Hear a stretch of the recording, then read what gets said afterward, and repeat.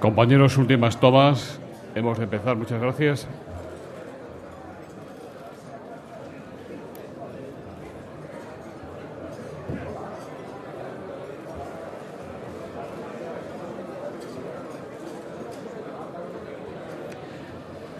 Excelentísimos señores, presidente del Congreso de los Diputados, fiscal general del Estado, defensor del pueblo,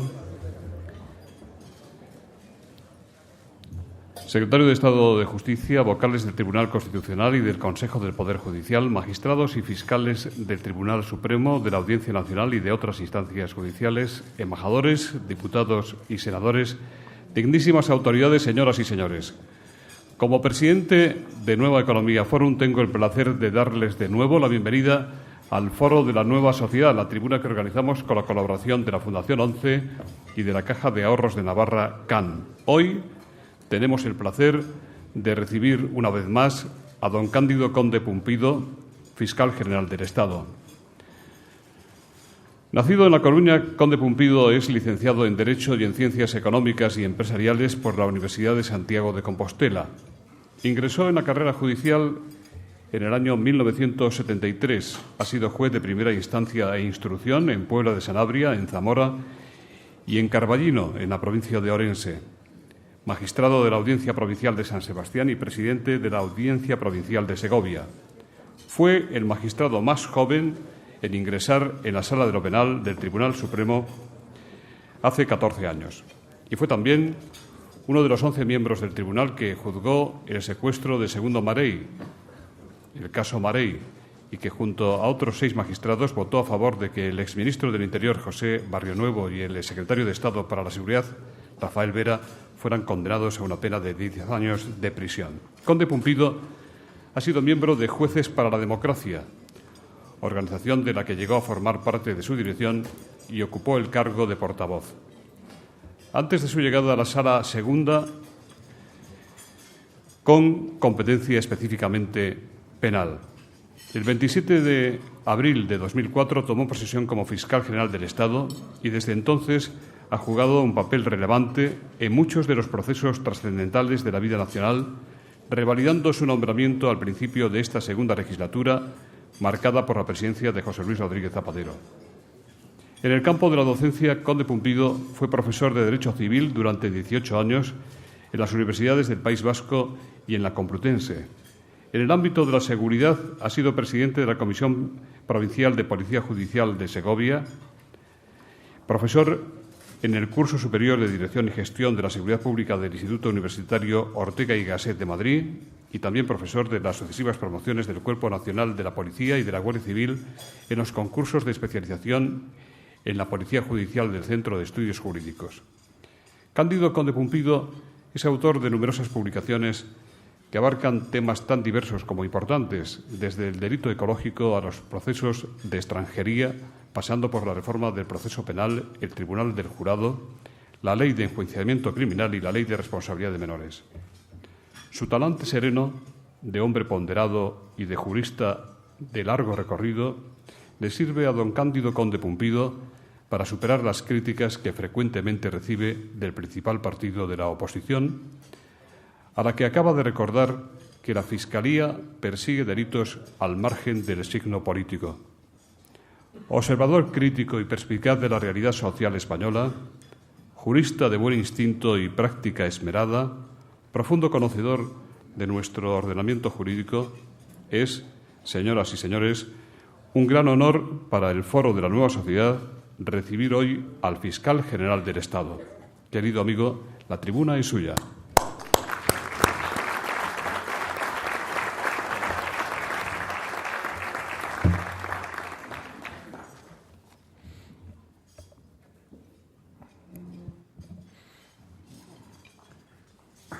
Señoras, señores, buenos días. Me complace poder responder una vez más a la invitación que agradezco sinceramente para comparecer en este foro público al que acudo con la disposición evidente de responder, de someterme a las cuestiones que quieran plantearme, pero sobre todo con la intención de cumplir lo que creo que es una obligación fundamental del fiscal general del Estado. Me he hecho eco, en efecto, en muchas ocasiones, del tópico estrechamente vinculado a la realidad de que el fiscal es un gran desconocido. Desconocido por simple ignorancia, desconocido por histórica lejanía y también desconocido por el interés de simplificar lo complejo de un debate jurídico que estorba a la simpleza maniquea que en ocasiones invade nuestro espacio público.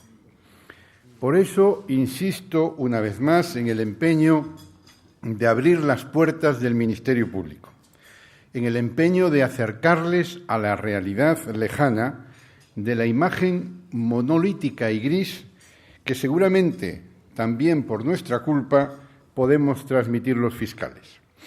Y es ese hoy el título de mi intervención. El Ministerio Público español abre sus puertas. Empecemos por los cimientos del sistema. Me pregunto si los españoles son en general conscientes de que su Fiscalía es la única en toda Europa que tiene voz y presencia ordinaria ante un tribunal constitucional. Somos parte en defensa de los derechos fundamentales de cada uno de los ciudadanos en todos los recursos de amparo, que incluso podemos interponer nosotros mismos para proteger a esos ciudadanos. El fiscal general del Estado suscribe personalmente un informe cada vez que un juez o tribunal cuestiona la constitucionalidad de una ley emanada de nuestro Parlamento. Un informe que puede apoyar o no la impugnación constitucional realizada por los órganos jurisdiccionales.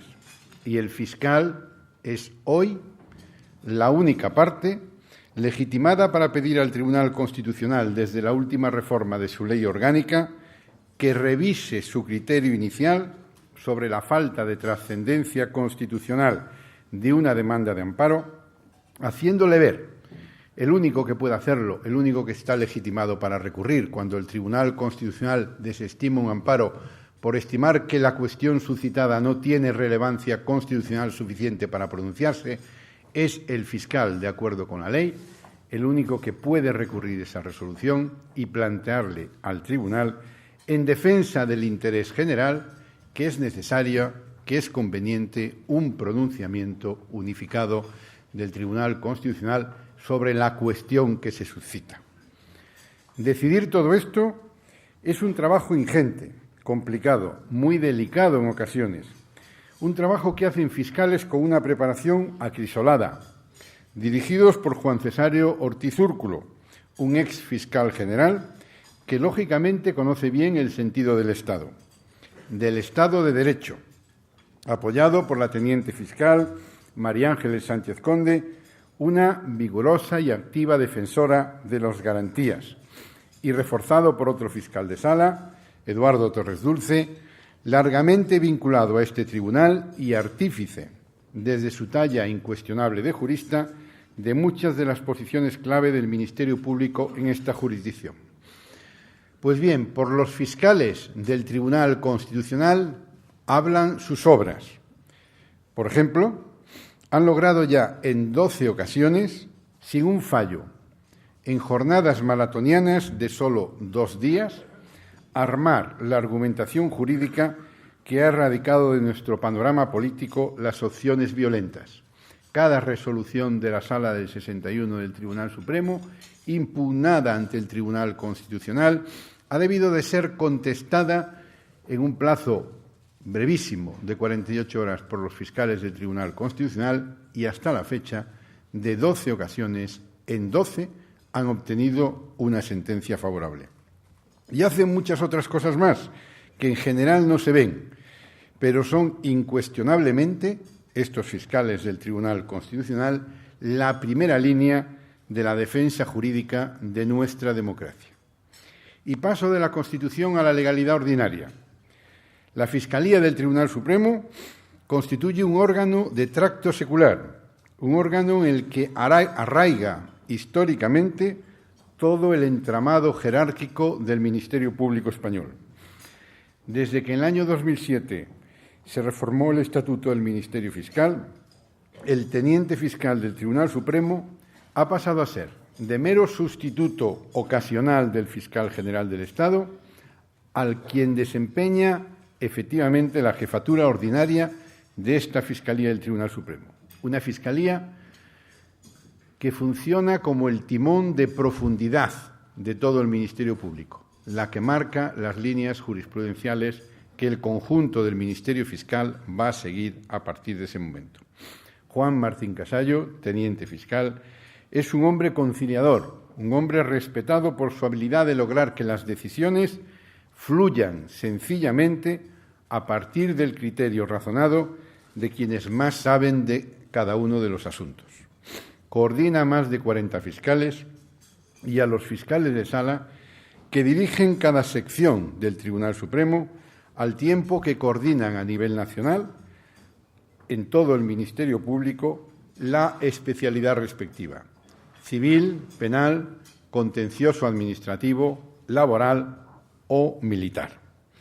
Raramente sus nombres o sus caras se asocian a la trascendencia capital de los asuntos que cada día pasan por sus manos. Pero a veces, por ejemplo, surgen noticias como la de que la Sala de lo Penal del Tribunal Supremo anula una sentencia en la que ella misma había absuelto a un terrorista del Grapo acusado de asesinar a un policía. Y la Sala Segunda anula esa sentencia y ordena la celebración de un nuevo juicio porque se vulneró el derecho de las víctimas a ser parte del proceso. Pues bien, detrás de esa noticia, ocultos detrás de esa noticia, como de muchas otras, están los hombres y las mujeres del Tribunal Supremo, de la Fiscalía del Tribunal Supremo, que han sabido armar jurídicamente la pretensión de la parte en un recurso de nulidad para lograr ese objetivo muy difícil, rarísimo en la historia de nuestra jurisprudencia, que es el de que el Tribunal Supremo anulase una de sus propias resoluciones. Pues bien, a estos fiscales de lo penal del Tribunal Supremo les dirigen 4 profesionales de primer orden: Pilar Fernández Valcárcel, la primera mujer fiscal de sala, que ascendió por la cuota de los juristas indiscutidos, por la cuota de los fiscales cargados de sensatez. Está también Antolín Herrero, acostumbrado a asumir responsabilidades como fiscal jefe, como teniente fiscal de Madrid, en la inspección fiscal, en el propio Tribunal Supremo, y que, aparte de su sección, dirige la red de especialistas en delincuencia informática. Juan Ignacio Campos, otro jurista de fondo, fiscal de sala de lo penal, que coordina todo lo relativo a la delincuencia económica. Y, en fin, Luis Navajas, que tras un duro recorrido en la jefatura de San Sebastián, donde nos conocimos, recaló en el Tribunal Supremo, donde ahora es fiscal de sala y se encarga de coordinar la actividad del Ministerio Fiscal en materia de vigilancia penitenciaria.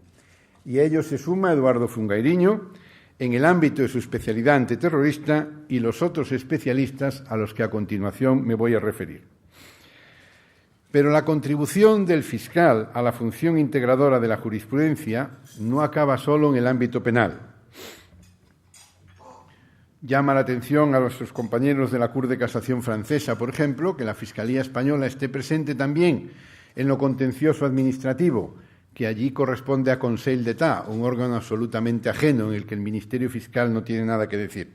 Pues bien, ahí, en lo contencioso administrativo, está Antonio Narváez, fiscal de sala, de cuyo despacho ha ido saliendo una y otra vez, después de horas de intenso trabajo, contrarreloj, la lista de las razones por las que había que ir o por las que no había que ir a la Sala del 61 del Tribunal Supremo, para poder limpiar el terreno de una contienda electoral, como finalmente hemos conseguido limpiarlo totalmente de cualquier contaminación terrorista en esta última campaña de las elecciones al Parlamento Vasco. O prepara desde esa Fiscalía los fundamentos que marcan ante la Sala de lo Contencioso la frontera entre el Estado de Derecho y la libertad individual de conciencia, hasta conseguir impulsar, por ejemplo, en el recurso en materia de educación de la ciudadanía, una sentencia trascendental de la propia Sala Tercera del Tribunal Supremo, o marca la diferencia entre la libertad, intimidad personal y el derecho a la salud. Él y los fiscales que con él trabajan se esfuerzan sin ruido, se esfuerzan sin focos ni titulares, no están normalmente, están en la Fiscalía Anticorrupción, están en la Fiscalía de la Audiencia Nacional, están en otras materias, no están normalmente ahí los focos ni el ruido, pero ahí es donde se hace también avanzar el derecho, como lo hace Pilar Barrero en la Sala de lo Social, o como lo hace el fiscal Togado, el general Ejido y el fiscal de Sala Fernando Herrero en el ámbito militar, otra peculiaridad del Ministerio Fiscal español, dado que los fiscales militares se integran también en el Ministerio Público y dependen del fiscal general.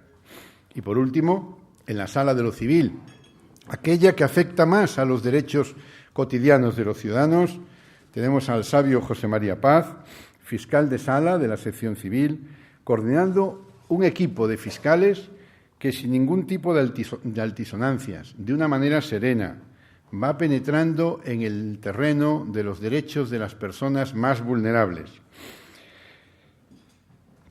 de las personas mayores, de las que cuida el fiscal de Sala emérito Jorge Sena, de los incapaces y a veces sus intereses tan maltrechos, tan poco protegidos, que constituyen la preocupación primordial de una red de fiscales coordinada por el fiscal del Tribunal Supremo, Carlos Ganzelmüller, quien, además, como el ya citado Fernando Herrero y también el fiscal del Tribunal Supremo, José María Parra, tienen tiempo y ganas de defender en el Consejo Fiscal, a propuesta de la Asociación de Fiscales, los intereses profesionales de sus compañeros.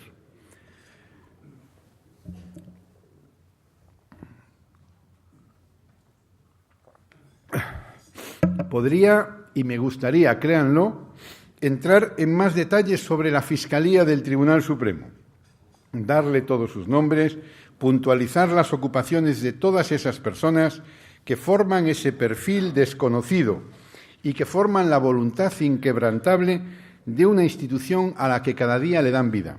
Me gustaría ser exhaustivo, pero me parece que no voy a poder, porque les advierto que me quedan aún más de 70 fiscalías.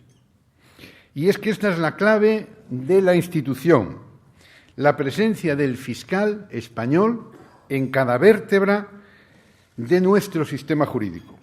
Incluso en el Tribunal de Cuentas, otra noticia insólita para nuestros colegas de otros países, incluso en el Tribunal de Cuentas tenemos presente al fiscal, por cierto, en pleno proceso de revitalización de esa fiscalía, al paso que le marca el fiscal de Sala, Olayo González Soler, apoyado de cerca por el concienzudo teniente fiscal Luis Rueda. Otras fiscalías, claro, son más conocidas. Como no, es conocida la Fiscalía de la Audiencia Nacional. Es nuestro escaparate más complicado, pero es también uno de nuestros valores más sólidos. La nave insignia de la Fiscalía, cuyo piloto Javier Zaragoza ya había probado en su lucha sin cuartel contra la criminalidad organizada en la Fiscalía Antidroga, el sabor de boca que deja jugarse literalmente la vida. La ayuda del teniente fiscal Fernando Burgos y la ayuda de una plantilla de fiscales de la Audiencia Nacional en la que hemos logrado fundir experiencias casi legendarias con el empuje de jóvenes valores que, perdóneme la expresión, no suelen dar puntadas sin hilo, sobre todo si hablamos de poner el terrorismo local e internacional a los pies del derecho. Pero también cuando hay que afrontar otras decisiones jurídicas más controvertidas y explicar a los ciudadanos, si hace falta, que la Constitución y la ley a veces señalan otros cauces para la defensa de los intereses legítimos, bien en el marco de la justicia histórica, bien en el marco de la acción humanitaria o incluso en el marco del debate político.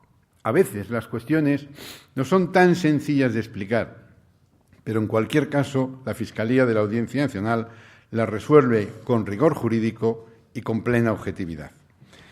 No tengo tiempo de explicar mejor todo lo que hace esa Fiscalía. Les diré, eso sí, que su trabajo, el trabajo de la Audiencia Nacional como órgano central, el trabajo de la Fiscalía que la atiende, es objeto de estudio y fuente de ejemplo en todo el mundo occidental.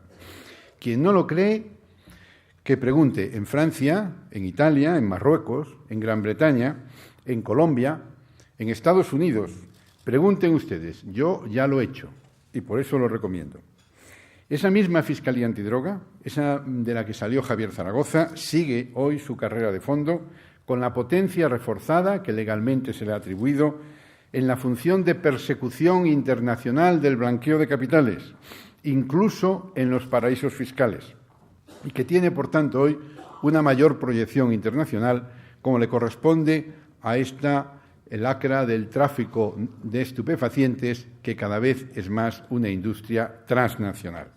El fiscal de sala, José Ramón Noreña, que estuvo formado a conciencia en el terreno de las garantías en la Fiscalía del Tribunal Constitucional, rige hoy la actuación de esta Fiscalía, contando con la larga experiencia del teniente fiscal José María Lombardo.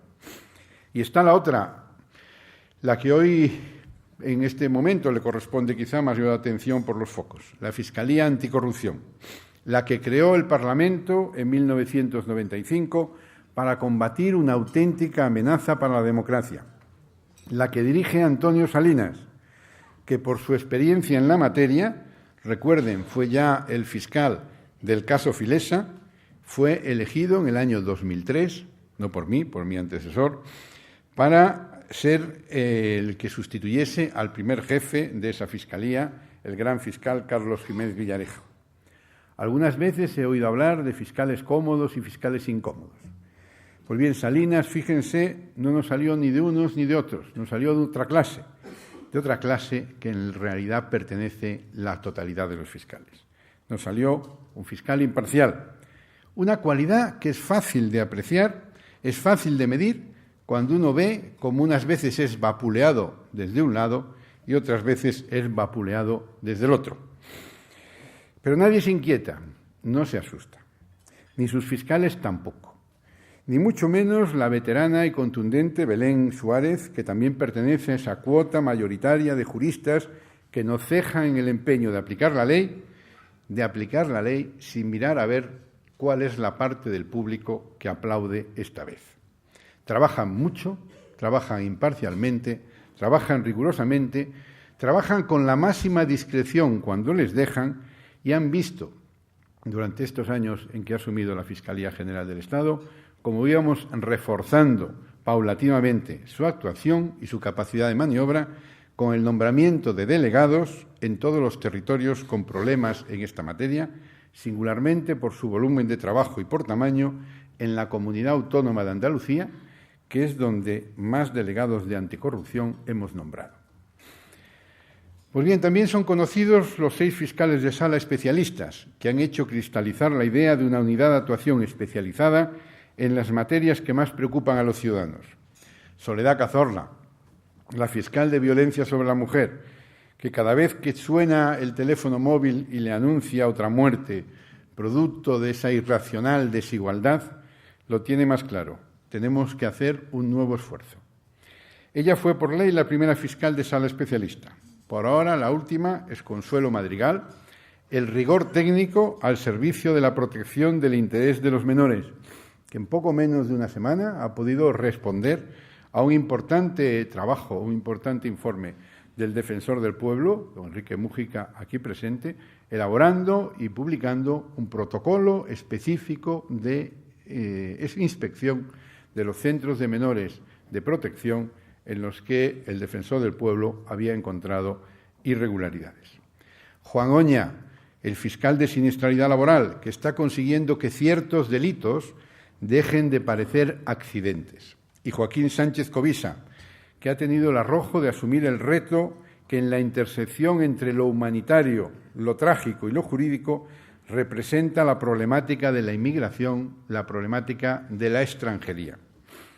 Tenemos también al incansable fiscal de Medio Ambiente, Antonio Bercher, que ya es bien conocido por su constancia permanente, para desgracia de algunos, en el empeño de llevar la luz del derecho a ciertos dominios contaminados por escurridizos vertidos de codicia. Llevo 5. El sexto es también uno de los más visibles.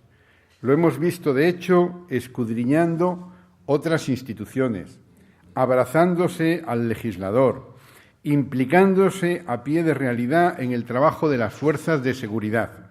Es el fiscal de sala de Seguridad Vial, Bartolomé Vargas, que ha puesto en marcha una auténtica revolución conceptual en otro de esos terrenos por los que el derecho penal caminaba hasta ahora a trompicones.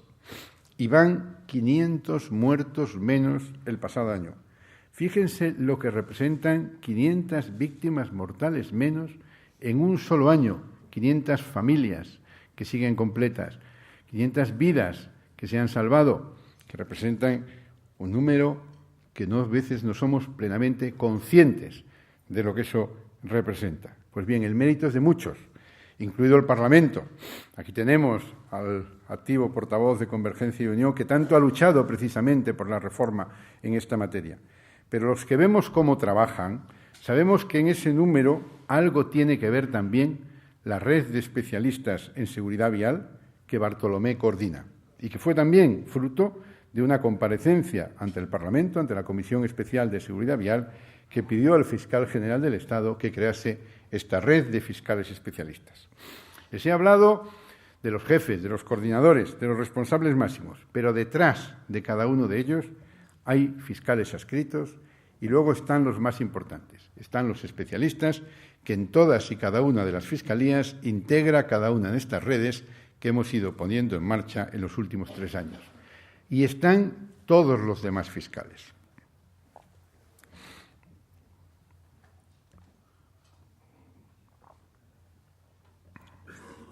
Estos otros, los fiscales vistos de cerca, en cada fiscalía, en cada juzgado, son los que dan vida a los principios, a los criterios y a los objetivos que integran la respuesta efectiva del Ministerio Fiscal a los problemas de los ciudadanos. Desarrollan su trabajo en las 17 fiscalías de las comunidades autónomas, creadas recientemente en el año 2007, de las cuales 6, que están en comunidades uniprovinciales, asumen también las funciones de la Fiscalía Provincial. En 44 fiscalías provinciales más y en 22 fiscalías de área que hemos constituido recientemente.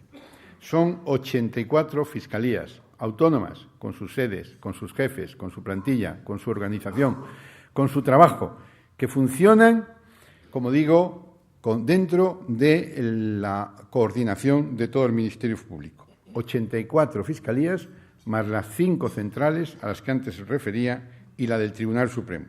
90 en total, en las que sirven hasta 2.200 fiscales, 500 más, es decir, un 30% más de los que había hace 5 años.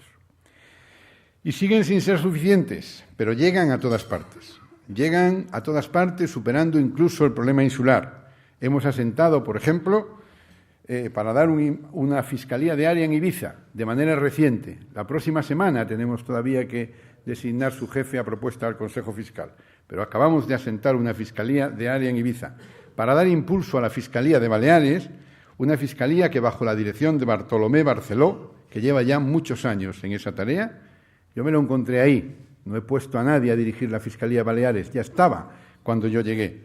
Y como lo hace muy bien, allí sigue. Y está desarrollando un trabajo ejemplar, un trabajo intachable, un trabajo durísimo, a veces incomprendido, a veces criticado, pero un trabajo objetivo e imparcial.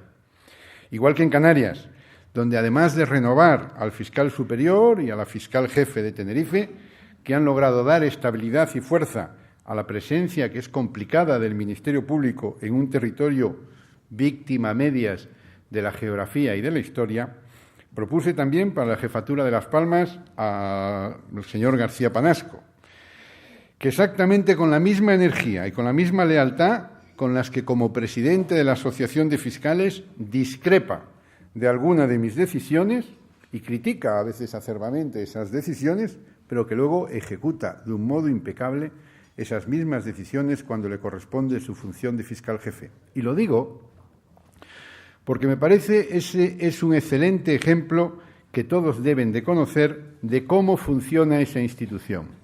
Se critican las decisiones, naturalmente se cuestionan cuando hay que cuestionarlas, se critica el papel del fiscal general del Estado y a veces con toda la dureza necesaria, pero posteriormente se actúa con homogeneidad, se actúa con respeto a la seguridad jurídica para garantizar en cualquier caso que el Ministerio Público defiende las mismas posiciones en todas y cada una de las fiscalías con absoluto respeto a la igualdad de todos los españoles ante la ley.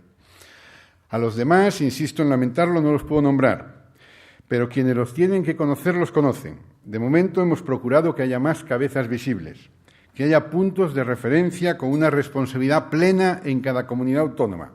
Los fiscales superiores, como he dicho, puestos en funcionamiento en el año 2007. Hoy hay algunos aquí, Aragón, La Rioja, Castilla y León, algunos los veo hoy aquí presentes.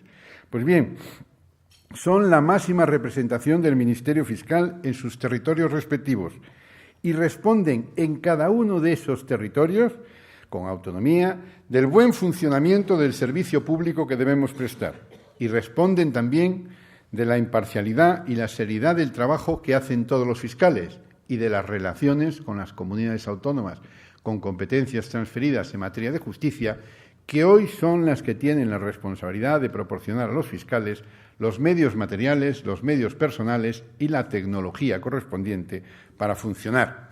Esa relación, desde la reforma del Estatuto, la llevan directamente los fiscales superiores de cada comunidad.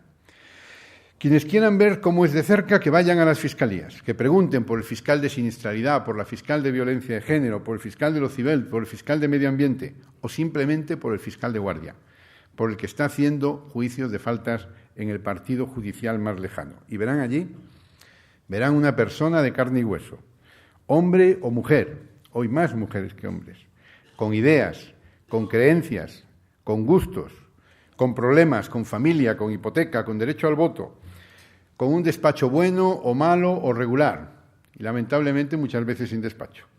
Pero, sin embargo, verán que todos se parecen en algo, que ni su aspecto, ni su sexo, ni sus ideas, ni sus creencias, ni sus preferencias, ni sus problemas forman parte de la docena de decisiones que tienen que adoptar cada día.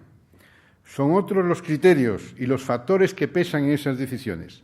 Pregúntenles qué instrucciones obedecen, quién se las da, cómo deciden, cómo se relacionan entre ellos y con sus superiores.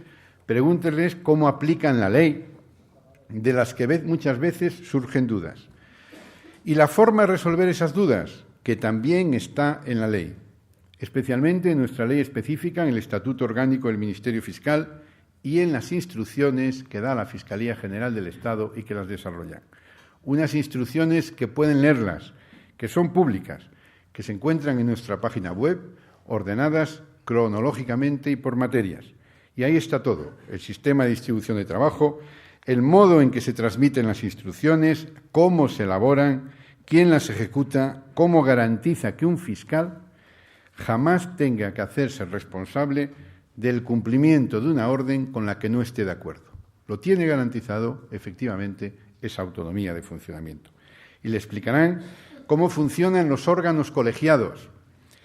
Tenemos órganos colegiados en todos y cada uno de los escalones de la pirámide jerárquica del Ministerio Público, desde las juntas de fiscalías, que existen en todas las fiscalías, hasta la Junta de Fiscales de Sala, que es el máximo órgano técnico del Ministerio Fiscal, pasando por las juntas provinciales de coordinación, las juntas de fiscales jefes de cada comunidad autónoma y, en fin, el Consejo Fiscal, que es el órgano que constituye, en el que converge al mismo tiempo la representación de la carrera fiscal y la función de asistir al fiscal general del Estado en la tarea complicada de coordinar esa inmensa maquinaria. Una tarea en la que el fiscal general, afortunadamente, no está solo. De todo este conjunto de órganos colegiados surge, digamos, lo que podría ser una unidad de actuación colectivamente reflexionada. No es una unidad de actuación del Ministerio Fiscal que venga impuesta desde el vértice. Es una unidad de actuación que surge precisamente de todos y cada uno de estos órganos colegiados y que el fiscal general coordina. Coordina, como digo, bien acompañado, por un lado, por los órganos colegiados institucionales, por el Consejo Fiscal, por la Junta de Fiscales de Sala, por la Junta que hemos creado recientemente, que nos aporta las ideas de los territorios de fiscales jefes superiores de cada comunidad autónoma, por la Junta del Tribunal Supremo, que son las 4 juntas que preside el fiscal general del Estado. Pero también está asistido por órganos técnicos que planifican y articulan cada movimiento de la Fiscalía General. En la calle Fortuny 4, o castellana 17, como deseen ustedes entrar por uno u otro lado. Aparte de los fiscales del Tribunal Supremo y el personal auxiliar que le asiste, trabajan 85 personas. Pocas, pero que concentran, en definitiva, la unidad de actuación del Ministerio Público. Una unidad de apoyo creada en la pasada legislatura y dirigida por el fiscal de sala, José Luis Buelen, una figura amable y respetada por todos, dentro y fuera, que coordina el esfuerzo modernizador, que coordina el soporte material y las bases organizativas de nuestro trabajo. La inspección fiscal, de las que responde un veterano profesional con una larga experiencia de jefaturas y con un profundo respeto por y de la carrera fiscal. El fiscal de sala, Rafael Varedo, que accedió al cargo también en el año 2003, nombrado por mi antecesor, y que ha sido renovado hace poco, con la misión de transformar el órgano que dirige en auténtico motor de la excelencia y en motor de la calidad del trabajo de todos los fiscales, a prueba de las crecientes exigencias de los ciudadanos, y con quien colabora como teniente fiscal Fausto Cartagena. Y, en fin, y concluyo, tenemos la Secretaría Técnica, el cerebro y muchas veces el alivio del fiscal general del Estado, que gracias a la vitalidad inconfustible y al talento pacificador de la fiscal de sala Elvira Tejada, que es la encarnación misma de la laboriosidad, logra cada día el milagro de coordinar todas estas 90 fiscalías, contando, eso sí, con la inestimable colaboración de Pedro Crespo, el teniente fiscal, cuya rigurosa formación y preclara inteligencia le han convertido en un referente, y bien lo sabe el anterior ministro de Justicia, que aquí está presente, o el presidente de la Comisión de Justicia, Álvaro Cuesta, cuya presencia también le agradezco hoy aquí, como al presidente, naturalmente, de las Cortes Generales, y bien lo saben ellos cómo efectivamente es un referente para todos los proyectos que abordamos desde la Fiscalía General. Y después de todo esto es cuando está el fiscal general. Es el responsable último de que funcione. Es el responsable de que el resultado global sea homogéneo, de que los problemas internos se resuelvan razonablemente, de que las decisiones difíciles se debatan y se tomen como imponen las normas y que, una vez adoptadas, cuenten con el apoyo que necesitan y que sean explicadas a los ciudadanos desde la responsabilidad de quien las asume como propias. Son decisiones adoptadas por el colectivo, pero el fiscal general las asume en todo caso como propias y responde, indudablemente, en última instancia, la responsabilidad por los errores recae sobre el propio fiscal general. Porque, por supuesto, hay fallos. Y, desde luego, sería un disparate pensar que el fiscal general o cada fiscal de sala o incluso cada fiscal jefe están detrás o delante de cada movimiento, de cada decisión de cada fiscal en los más de 4,5 millones de procedimientos penales que se inician cada año en España. Fiscal general o ni cada fiscal jefe está detrás ni delante de cada una de esas decisiones. Constituyen el engranaje de una complejísima maquinaria que yo hoy he querido mostrarles aquí. Y lamento que haya entrado tanto para algunos de ustedes en los engranajes precisamente de esa maquinaria, pero quería darles una perspectiva aérea precisamente porque algunos, dudo si por desconocimiento o por interés en no conocer, parecen creer o digan o decir sin creerlo lo contrario, no creer en la autonomía y en la complejidad de esta importante maquinaria. Pero da igual, esta es la tarea del fiscal general, es hacerse precisamente responsable de los fallos, porque su misión es conseguir que la máquina funcione y, sobre todo, su misión es conseguir que la máquina no resulte dañada. Es más, si hoy quería invitarles a asomarse, aunque fuera de una manera superficial, a esta enorme maquinaria, es para que puedan entender hasta qué punto trabajar en ella y para ella puede ser apasionante para el fiscal y compensa con creces los sobresaltos que a veces produce no la máquina en sí mismo, sino la peligrosa materia prima que procesa.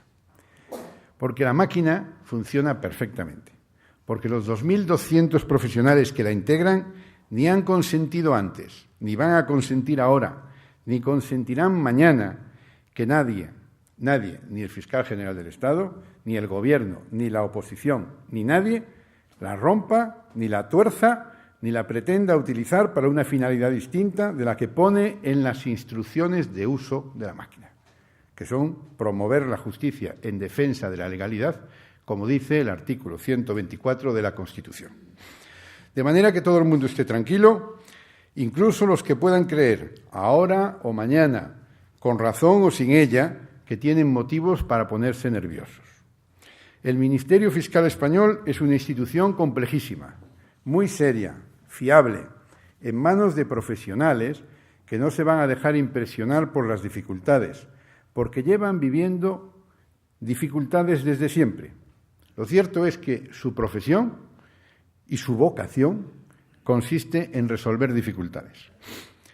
Tranquilos todos, que la máquina no va a fallar, no es que lo diga el fiscal general, lo garantizan ellos, lo garantizan esos 2.200 fiscales con su profesionalidad y con su sentido constitucional del deber.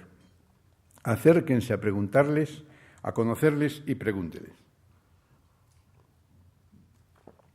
Yo, el fiscal general del Estado, responsable, como digo, de esa actuación, solo les puedo decir una última cosa, que me siento enormemente orgulloso de todos ellos y del trabajo que hacen, tanto que para mí esa responsabilidad no constituye ninguna carga, sino un honor.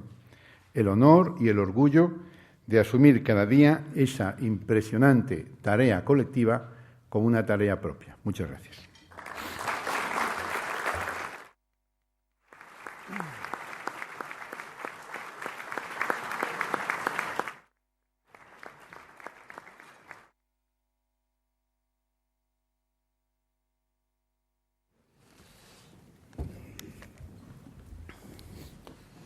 Fiscal General, muchas gracias por su intervención. Maruja Linares dice: ha sorprendido la relación nominal tan amplia y la exaltación que ha hecho esta mañana de un gran número de fiscales.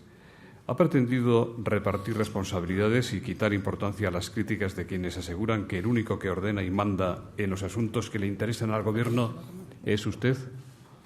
Creo que no he entendido nada. ¿Quién? ¿Maruja Linares o el señor que le quiere servir? No sé, perdone, pero creo que no ha entendido nada.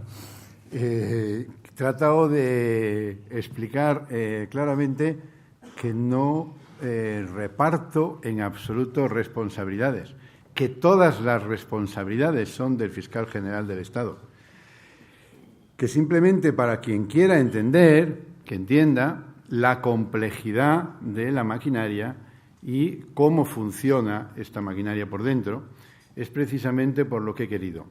No ha sido una dilución de responsabilidad, ha sido un homenaje a todos esos fiscales que trabajan y que hoy me permiten sentirme orgulloso de estar al frente del Ministerio Fiscal. Eva Llamazares, de Onda Cero, le pregunta: la Fiscalía ha ignorado el plazo para informar impuesto por el juez de la operación Gürtel. ¿Qué opinión tiene del ritmo procesal de Baltasar Garzón en la trama de corrupción? José María Brunet, de La Vanguardia: ¿cree usted que el caso Gürtel ha tenido alguna influencia en las recientes elecciones? Vistos los resultados, ¿en qué sentido? ¿Por qué prefirió la Fiscalía no responder a Garzón en el último plazo que le dio sobre los aforados de ese asunto? Y Pablo Mingote, de Radio Nacional de España: ¿cuándo va a contestar la Fiscalía al juez Garzón sobre a favor de qué tribunal o tribunales debe inhibirse en el caso Gürtel? Bien, en cuanto a la pregunta del gran periodista, el señor Brunet, sobre si, en mi opinión, ha tenido alguna influencia sobre el resultado electoral en los procesos judiciales, la respuesta es que no. Entiendo que los ciudadanos españoles y, sobre todo, los ciudadanos de las comunidades votan en función de la ejecutoria del gobierno de ese país y de la situación política que allí se ha creado, y que no debemos ni politizar la justicia ni judicializar la política, y por tanto creo que no, los asuntos judiciales no tienen, es mi entender, no tienen específica incidencia en el ámbito electoral. Y en cuanto a la otra cuestión planteada, depende de la Fiscalía Anticorrupción. La Fiscalía Anticorrupción está integrada por profesionales altamente cualificados, absolutamente imparciales, plenamente objetivos, que realizan su trabajo con profundidad y que para emitir un determinado dictamen que tiene trascendencia y relevancia para las personas afectadas y sobre todo para la continuidad del proceso, pues requieren el tiempo necesario para elaborar ese informe con profundidad. Por lo tanto, los fiscales no han ignorado en absoluto el plazo, le han trasladado al magistrado titular de la instrucción que emitirían ese informe cuando hubiesen concluido el estudio en profundidad que estaban realizando. Y que si lo podían realizar en unos días, pues no lo tendrían por qué realizar en 48 horas. En este momento el fiscal jefe anticorrupción no asiste a este acto precisamente porque se encuentra reunido con las fiscales del caso, estudiando el asunto, y dado que ellas tienen que intervenir posteriormente en actuaciones judiciales de esa misma instrucción, pues naturalmente desde primera hora, aprovechando todos los momentos. En el momento en que esté concluido ese dictamen, yo supongo que posiblemente mañana, pero bueno, a lo largo de esta semana se presentará. Pedro Jiménez, de la cadena SER, dice: ha hablado del excelente trabajo de la Fiscalía del Tribunal Supremo.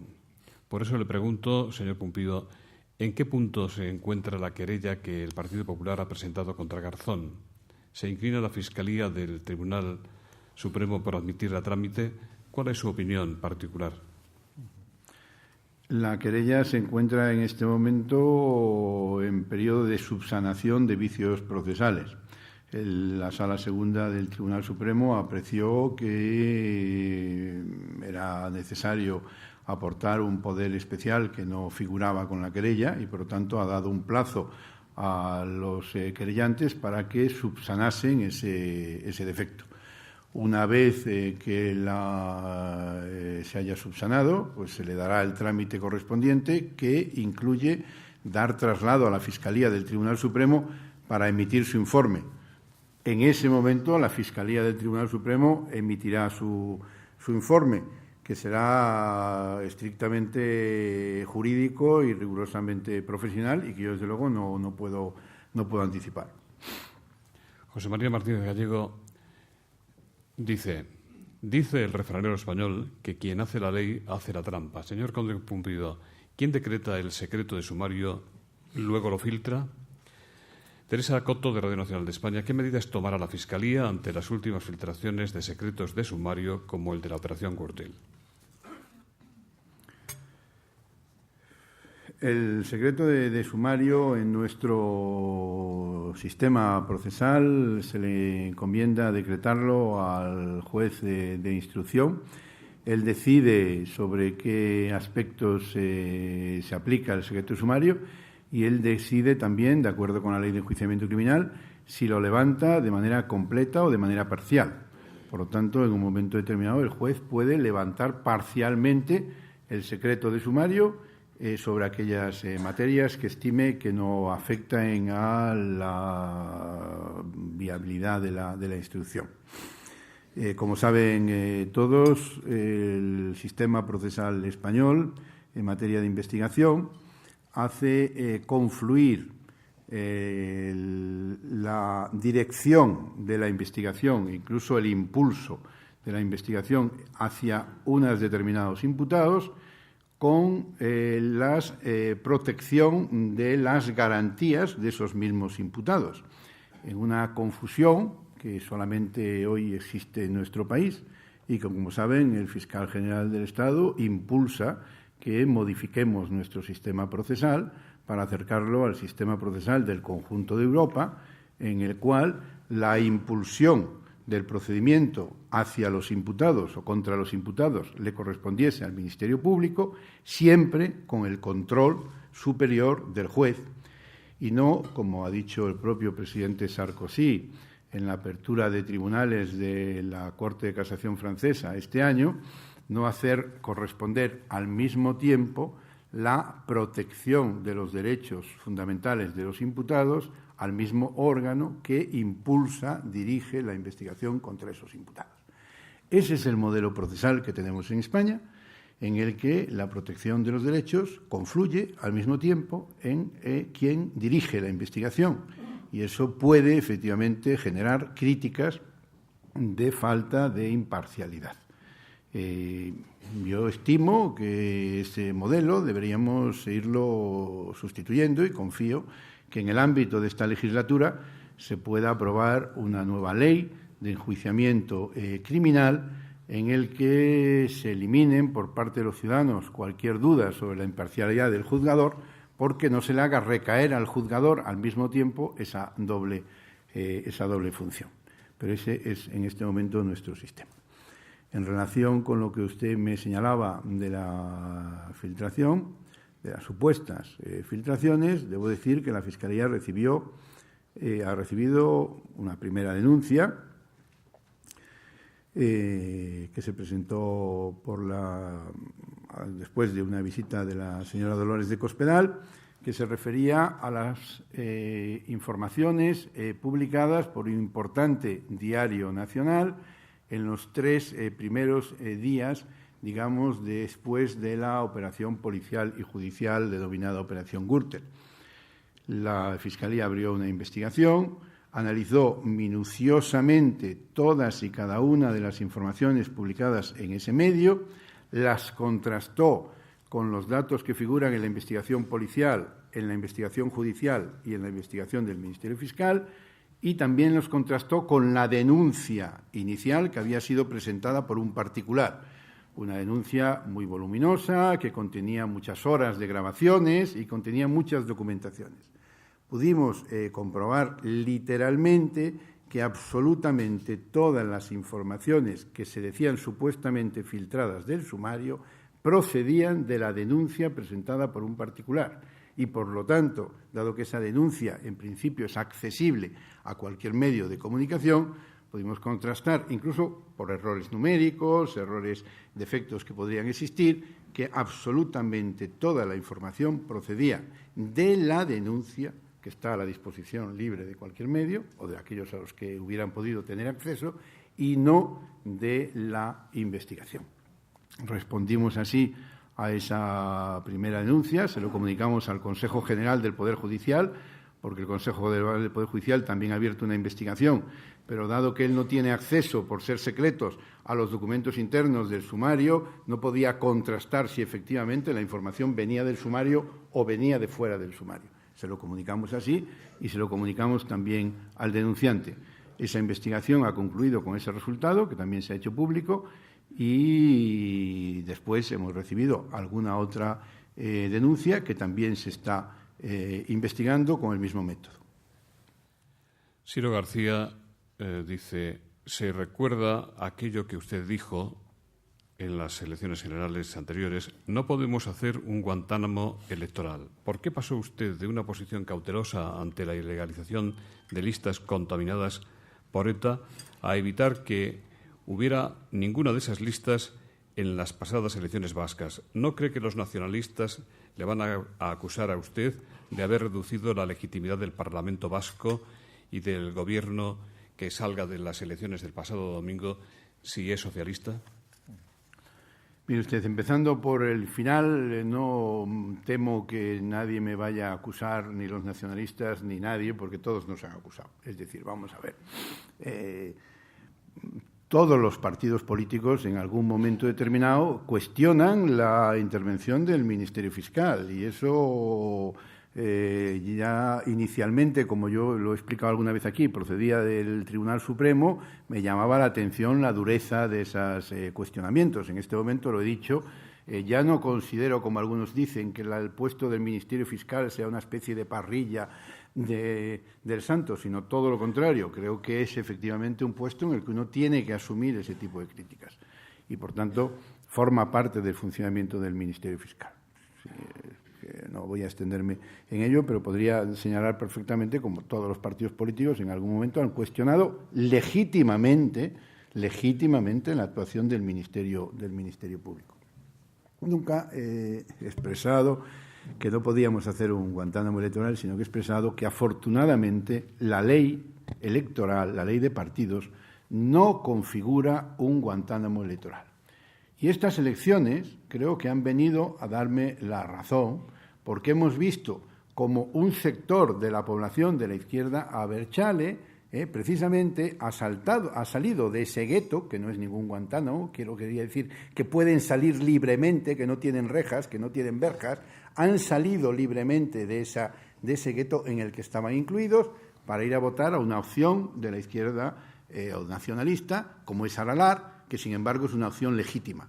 Un gran sector han salido de ese espacio para irse a votar a una opción legítima.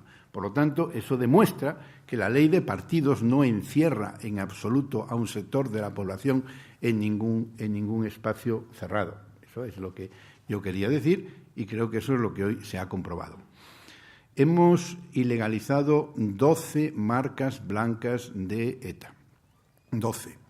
5 en la época anterior y 7 desde que yo soy fiscal general del Estado. 4, en la época anterior.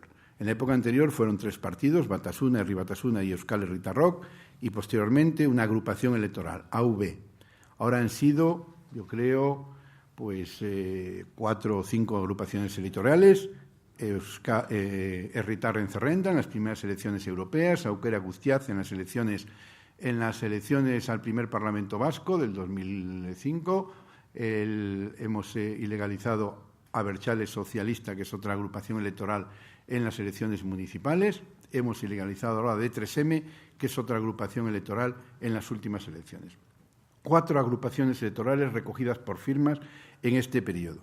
Y hemos ilegalizado, además, otros 4 partidos que se encontraban durmientes. El Partido Comunista de las Tierras Vascas, ANV y, en este momento, Askatasuna. Más otro partido que intentaron crear durante ese periodo, que fue Abertzale Socialista Batasuna, que iniciaron para las elecciones municipales y que también impugnamos y hemos ilegalizado. Es decir, que ha habido 12 demandas de ilegalización, que todas ellas han prosperado en la Sala del 61 del Tribunal Supremo y todas ellas han prosperado ante el Tribunal Constitucional. Es cierto que en ocasiones, de alguna fórmula, han acabado penetrando algún resabio de esas marcas blancas por algún hueco. Hemos ido depurando el sistema hasta el punto de que en estas últimas elecciones hemos podido impugnar no solo la agrupación electoral de 3M, sino también un partido durmiente que era legal, como era Askatasuna, y que nos resultó bastante más difícil, pero gracias a la depuración del sistema.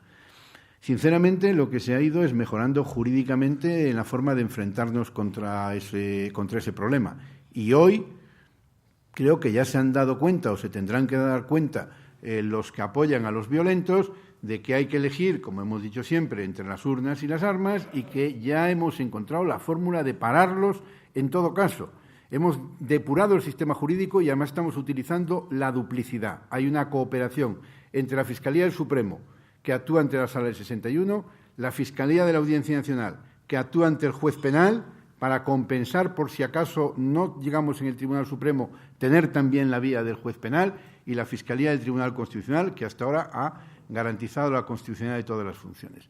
Hemos hecho en cada momento lo que procedía y en este momento, indudablemente, legalmente, hemos conseguido impedir totalmente el acceso de ninguna marca ilegal al Parlamento Vasco. Y, sin embargo, muchos electores, hay 100.000 que han elegido de 3M y todos esos 100.000 votos se han declarado nulos, pero hay muchos otros que han encontrado otra vía para expresarse y que indudablemente estarán presentes en el Parlamento Vasco a través de una opción legal. Luis Losada, de Intereconomía. ¿Considera que la ya famosa cacería puso en riesgo la imagen de independencia, la fortaleza de nuestras instituciones y la calidad de nuestra democracia? Yo no cazo y no me pronuncio sobre las actividades privadas de los jueces o de los políticos durante el fin de semana. Creo que eso ha tenido ya sus consecuencias políticas y, desde luego, como fiscal general del Estado no me corresponde ninguna valoración sobre eso. José Manuel González Huesa, director general de Servimedia, dice: la ausencia del entorno Abertzale en el Parlamento Vasco, el cerco policial en Francia y en España colocan a ETA en su peor escenario. ¿Estamos, en su opinión, más cerca que nunca de su dispersión?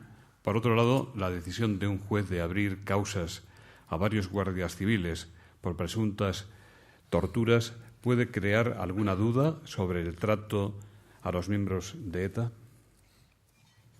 Vamos a ver, en cuanto a si estamos más cerca, como yo estoy absolutamente convencido del final de ETA, en algún momento, me gustaría más pronto que tarde y lo más pronto posible, estoy completamente convencido también de que, digamos, estamos venciendo a ETA día a día, preso a preso, y por lo tanto cada día estamos más cerca del final. Lamentablemente, es muy difícil que, por muy bien que funcionen, y están funcionando muy bien, las fuerzas y cuerpos de la seguridad del Estado, se pueda obtener de una manera definitiva la garantía de que no pueda haber alguna acción violenta en algún momento. Eso es lamentable, pero naturalmente sí es verdad que podemos decir que la eficacia de las fuerzas de la seguridad, el rigor con que están actuando los tribunales de justicia, la cooperación internacional y la unidad de las fuerzas políticas son los 4 factores que contribuyen a poner a los violentos cada vez más cerca de su extinción. Y en relación con esa segunda cuestión, no tiene ningún contenido tampoco sobre el cual yo deba pronunciarme. Es una resolución judicial que el Ministerio Público, naturalmente, es una resolución provisional, que no significa en absoluto ninguna resolución definitiva, en el marco del proceso, y que el Ministerio Público respeta como cualquier otra resolución. Ha sido adoptada por un juez independiente y creo que no debe ser objeto de más comentarios. En cualquier caso, el conjunto de la actividad que se realiza contra las bandas terroristas está absolutamente fuera de toda sospecha, porque las fuerzas y cuerpos de seguridad actúan con todo rigor y actúan con toda corrección. Un magistrado del Tribunal Supremo y compañero y amigo suyo, Xavier O'Callaghan, dice: en muy poco tiempo se ha renovado casi todos los cargos de la cúpula judicial. A la pregunta ¿qué le parece?, usted me va a contestar que bien. Le pregunto, ¿qué repercusión cree que va a tener? La cúpula judicial. Sí, la renovación de los cargos principales de la cúpula. Sí, yo estimo que, indudablemente, la Constitución establece que el Consejo General del Poder Judicial tiene un mandato con un plazo determinado y, por tanto, cumplir la Constitución y renovarlo, si fuese posible dentro de plazo, o si no, por lo menos cuando se pueda, es algo positivo y favorable. Yo debo decir que deseo el máximo éxito a todos los miembros de la cúpula del Poder Judicial, que en este momento del órgano de gobierno del Poder Judicial, que en este momento veo aquí a muchos presentes. Les deseo que tengan el máximo acierto para dirigir a la justicia en un momento que no es indudablemente fácil, pero que estoy seguro que sabrán hacerlo. Carlos María Bru, presidente en España del Movimiento Europeo, dice: cuando entre en vigor el Tratado de Lisboa, posiblemente tengamos un fiscal europeo contra delitos financieros. ¿Está España dispuesta a apoyarlo? Yo no puedo hablar en nombre del Gobierno español. El Ministerio Público pertenece al Poder Judicial. Lo que sí le puedo decir es que desde el Ministerio Fiscal estamos trabajando intensamente en favor del fiscal europeo, pero de manera muy intensa. Hemos celebrado, hace unos días en París, hemos estado precisamente hablando de esto, en la constitución ya de una red de fiscales del Tribunal Supremo promovida por la Fiscalía de la Casación de París. Tenemos una reunión de fiscales generales convocada por la presidencia checa en Praga en el mes de mayo y tenemos una reunión en Bucarest en el mes de marzo. Nosotros estamos trabajando intensamente por la constitución de la Fiscalía Europea. El año pasado, España, precisamente la Fiscalía Española, acogió en la sede de la Fiscalía General, en Fortuny, yo creo que el seminario más importante que se ha celebrado hasta ahora en Europa sobre la figura del fiscal europeo, en el que participaron todas las instituciones, el Consejo, la Comisión, el Parlamento, la OLAF, Eurojust, absolutamente todas las instituciones que están trabajando en el área de justicia y seguridad en Europa.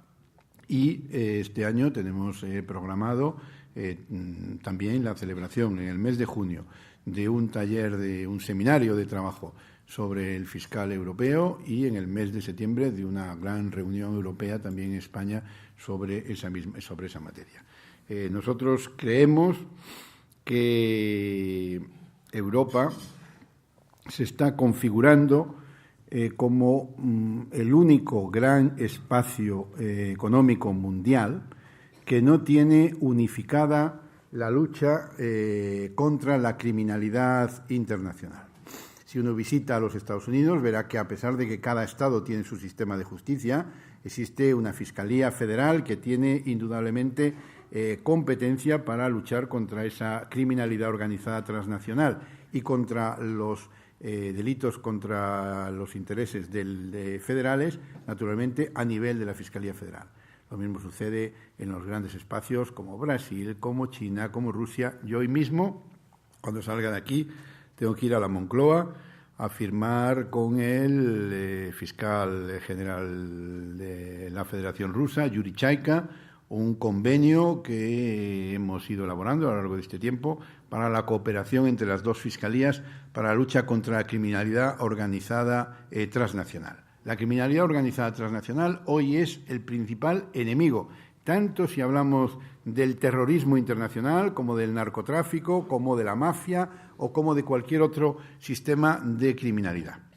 Europa no puede seguir al margen de la constitución de una institución que de alguna manera coordine y dirija de forma efectiva la protección de los intereses financieros de la comunidad. La protección del euro hoy está encomendada a cada uno de los Estados. No hay una protección penal dirigida unánimemente, ni tampoco puede estar al margen de la lucha unificada contra eso. Por tanto, yo creo que el Tratado de Lisboa permite poner en marcha la Fiscalía Europea, porque además salva el único obstáculo que existía, y era el problema de la unanimidad, porque hay algunos estados que no lo desean, y establece la posibilidad de que 9 estados puedan poner en marcha el proceso de constitución de la Fiscalía Europea. Y a mi entender creo que sería una magnífica oportunidad, y estamos trabajando para ello, que los primeros pasos para esa Fiscalía Europea se pusieran en marcha durante la presidencia española del próximo año. Muchas gracias, fiscal general del Estado. Don Juan Bernal, en nombre de los patrocinadores del Foro de la Nueva Sociedad, va a despedir este acto. Muchas gracias, José Luis. Tengo el placer de cerrar el acto de hoy agradeciendo en nombre de Fundación 11 y Caja Navarra a don Cándido Conde Pumpido por sus palabras en este Foro de la Nueva Sociedad. Un espacio en el que las voces de todos aquellos que construyen la sociedad día a día tienen cabida para dar lugar, junto con todos ustedes, a tribunas como las de hoy. Muchas gracias de nuevo, José Luis, por esta oportunidad, y a todos ustedes, señoras y señores invitados, gracias por su asistencia y espero verles en próximos eventos de este foro. Buenos días.